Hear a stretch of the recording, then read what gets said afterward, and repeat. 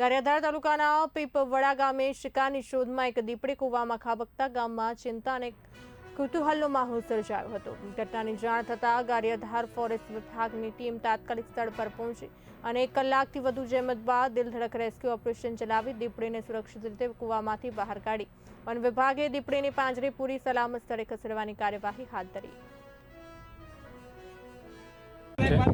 आज 15/5/2026 रोज पीपळवा सीमनी विस्तारनी अंदर આપણે જીવરાજભાઈ ભોયણી વાડી વિસ્તારની અંદર એક દીપડો કૂવાની અંદર પડી ગયો હતો અને ગ્રામ લોકોને જાણ થતાં બધા ગ્રામજનો એકત્રિત થયા અને ફોરેસ્ટ ડિપાર્ટમેન્ટને જાણ કરવામાં આવી। જાણ કર્યાના ટૂંક જ સમયની અંદર ફોરેસ્ટ ડિપાર્ટમેન્ટ એના રેસ્ક્યુ દ્વારા બહાર નીકાળી અને દીપડાને બોટ પર પેક કરી યોગ્ય રીતે નિકાલ કરવામાં આવે। મારી વાડીમાં કૂવામાં દીપડો પડી ગયો હતો, ફોરેસ્ટવાળા આવીને સહી સલામત લઈ ગયા છે, તો એના બધાનો ફૂલ આભાર।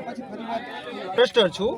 આજ રોજ જીવરાજભાઈ ઘોરીની વાડીમાં વાડી વિસ્તારમાં દીપડો પડી ગયેલ, જે અમારા નાયબ વન સંરક્ષક શ્રી ગોવિંદસિંહ સાહેબ સરવૈયા તથા મહેરબાન એસીએફ સાહેબ બોટાદ તથા અમારા આરએફઓ સાહેબ શ્રી એમ કે વાઘેલાની સૂચનાથી અમે તાત્કાલિક રેસ્ક્યુ ટીમ અહીંયા પીપળવા વાડી વિસ્તારમાં આવેલ અને સુખદ રીતે રેસ્ક્યુ સંપૂર્ણ પરિપૂર્ણ કરેલ છે। તે બદલ પબ્લિકનો તથા મીડિયા કર્મચારીનો ખૂબ ખૂબ આભાર।